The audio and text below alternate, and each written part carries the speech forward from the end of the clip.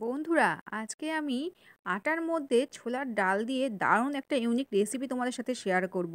বাচ্চা থেকে বড় সবার দারুণ পছন্দ হবে। তাহলে চলো দেখে নেওয়া যাক আজকের রেসিপি। নমস্কার বন্ধুরা, পিউ কুকিং অ্যান্ড লাইফস্টাইল চ্যানেলের নতুন একটা ভিডিওতে জানাই সবাইকে অনেক অনেক স্বাগত। তো দেখো, এই রেসিপিটা বানানোর জন্য আমি একটা বোল নিয়ে নিয়েছি, আর এর মধ্যে নিয়ে নিলাম 1.5 বাটি আটা, আর তার মধ্যে দিয়ে দিলাম পরিমাণ মতো একটু নুন, আর দিলাম 1 চামচ ঘি।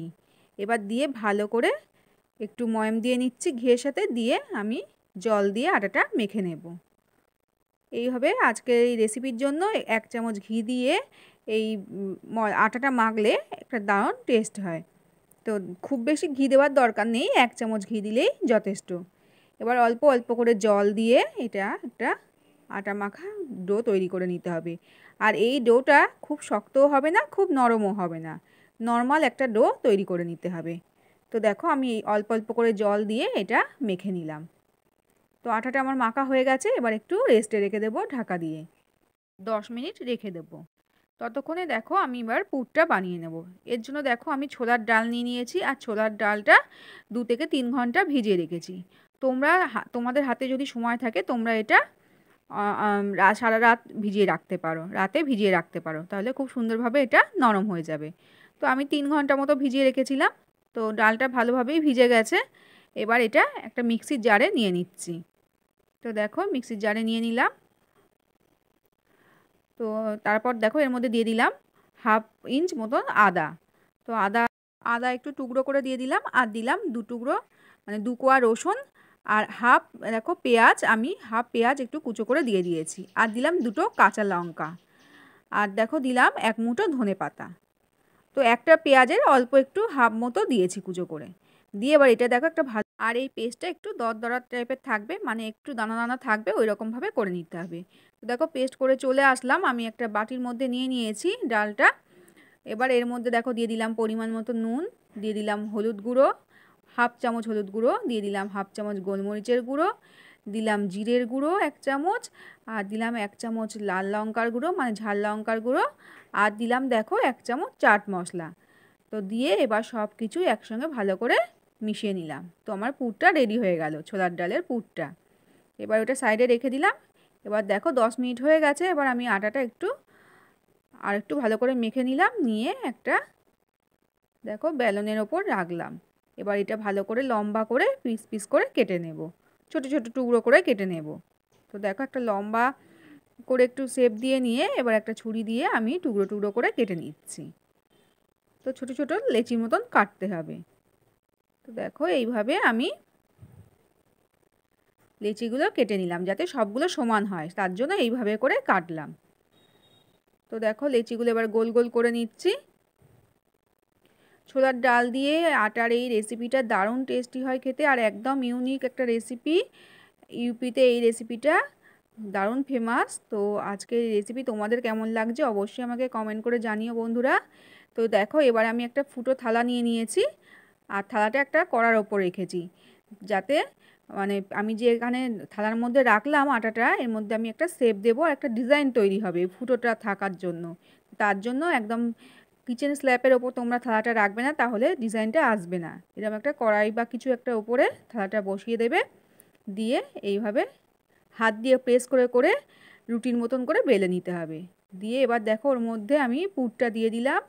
এবারে দিয়ে আস্তে করে এটাকে মুড়ে দিলাম, ঠিক যেমনভাবে পুলি পিঠে বানায় ওই রকমভাবে এইভাবে এটা মুড়ে দিতে হবে, যাতে ভালো করে মুড়ে দিতে হবে যাতে না খুলে যায়। তো এইভাবে ঢুকিয়ে ভালো করে চেপে দিতে হবে মুখটা।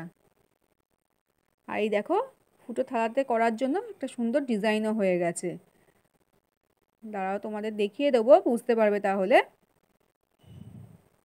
আর থালাটার মধ্যে অবশ্যই একটু তেল মাখিয়ে নেবে, তাহলে সুন্দরভাবে হবে। এই দেখো, দেখেছো একটা ডিজাইন হয়ে গেছে এই ফুটো থালার ওপর করার জন্য। আর এই রেসিপিটি বানানোর জন্য লেচিগুলো বেলে নেওয়ার কোনো দরকার নেই, হাত দিয়ে প্রেস করে করেই এটা থালার মধ্যেই তৈরি করা হয়ে যাবে। আরও একটা করে দেখিয়ে দিচ্ছি, দেখো হাত দিয়ে চেপে চেপে এই লেচিটা তৈরি করে নিলাম, রুটির মতন করে নিলাম, তারপরে পুরটা দিয়ে দিলাম ডালের, দিয়ে এইভাবে মুড়ে দিলাম ঠিক পুলি পিঠের মতন। এই দেখো কত সুন্দর একটা ডিজাইন তৈরি হয়ে গেল। এবার দেখো একটা কড়াই বসিয়ে দিয়েছি, দিয়ে দিয়েছি এর মধ্যে জলটা ভালো করে ফুটে উঠলে মানে গরম হয়ে গেলে আমি যে পুলিগুলো বানালাম আটা দিয়ে ছোলার ডাল দিয়ে সেইগুলো আমি এই জলের মধ্যে দিয়ে দিলাম। এগুলোকে ভাপাবো না, সোজা জলের মধ্যে সেদ্ধ করব। তো দেখো জলের ভেতর দিয়ে দিলাম, দিয়ে এবার এটাকে ভালো করে একটু ফুটিয়ে নেব। তো 10 মিনিট একটু ফুটিয়ে নিলাম। তারপর দেখো ভালোভাবে এগুলো সেদ্ধ হয়ে গেছে, আমি একটা ছাঁকনি দিয়ে ছেঁকে ছেঁকে উঠিয়ে নিলাম। এবার এটাকে ভালো করে ঠান্ডা করে নেব। তোমরা চাইলে এটা এখনই এটা সস দিয়ে খেতে পারো বা ধনেপাতার কোনো চাটনি দিয়েও এটা সার্ভ করতে পারো, কিন্তু আমি এটা আরও একটু স্পাইসি বানানোর জন্য, টেস্টি বানানোর জন্য এটা একটু তড়কা লাগাবো। তো তার জন্য দেখো আমি এইভাবে ছুরি দিয়ে পিস পিস করে এগুলোকে কেটে নিচ্ছি ছোট ছোট করে। তো দেখো আমি দেখো 3-4 টুকরো করে কেটে নিচ্ছি ছোট ছোট করে। আর দেখো কত সুন্দরভাবে ডালের পুরটা ভেতরে বোঝা যাচ্ছে। তো এইগুলো তোমরা এইভাবেও খেতে পারো, সস দিয়ে ভালো লাগবে খেতে, বা ধনেপাতা চাটনি দিয়েও কিন্তু এটা ভালো লাগে। তো দেখো সবগুলো আমার কাটা হয়ে গেছে, এবার এগুলোকে একটু তড়কা লাগিয়ে নেব। আমার আজকের রেসিপি যদি তোমাদের ভালো লাগে বন্ধুরা, তাহলে অবশ্যই একটা লাইক করে দেখো আর কমেন্টে জানিয়ে তোমাদের কেমন লেগেছে। তো দেখো ফ্রাই প্যান বসিয়ে দিয়েছি একটা, দিয়ে দিয়েছি 1 চামচ সাদা তেল, আর এর মধ্যে দিয়ে দিলাম অল্প একটু সর্ষে আর জিরে ফোড়ন। তারপর দেখো দিয়ে দিলাম ছোটো সাইজের একটা পেঁয়াজ কুচো করে রেখেছিলাম, আর 2টো কাঁচা লঙ্কা কুচিয়ে রেখেছিলাম, সেই পেঁয়াজ আর কাঁচা লঙ্কাটা দিয়ে দিলাম ফোড়নটা দেওয়ার পর। এবার পেঁয়াজ আর লঙ্কাটা একটু ভাজা করে নেব, যাতে পেঁয়াজটা পুড়ে না যায়, খেয়াল রাখবে। একটু নরম হয়ে গেলেই আমি এর মধ্যে দিয়ে দিলাম কুচিয়ে রাখা 1 মুঠো ধনেপাতা, আর দিলাম দেখো অল্প একটু নুন, দিয়ে একটু নাড়াচাড়া করে নেব। নাড়াচাড়া করে নেওয়ার পর এগুলো আমি ওর মধ্যে দিয়ে দেবো, ব্যাস, দিয়ে একটু মাখিয়ে নেব। তো পেঁয়াজ, ধনেপাতা, নুন, লঙ্কা সব একসঙ্গে মিশিয়ে এটা একটা দারুণ, পেঁয়াজের সঙ্গে মিশিয়ে দারুণ একটা টেস্ট লাগবে খেতে। এর মধ্যে তোমরা অল্প একটু সসও দিয়ে দিতে পারো, খেতে ভালো লাগবে। তো আমি সসটা দিয়ে সার্ভ করব, এর মধ্যে আর দিলাম না। তো একদম রেডি হয়ে গেল, এবার এটাকে নামিয়ে নেব। আজকের রেসিপি যদি তোমাদের ভালো লাগে বন্ধুরা, আর চ্যানেলে যদি নতুন বন্ধু এসে থাকো, আমার রেসিপি দেখছো যদি ভালো লাগে, তাহলে অবশ্যই চ্যানেলটিকে সাবস্ক্রাইব করতে ভুলো না।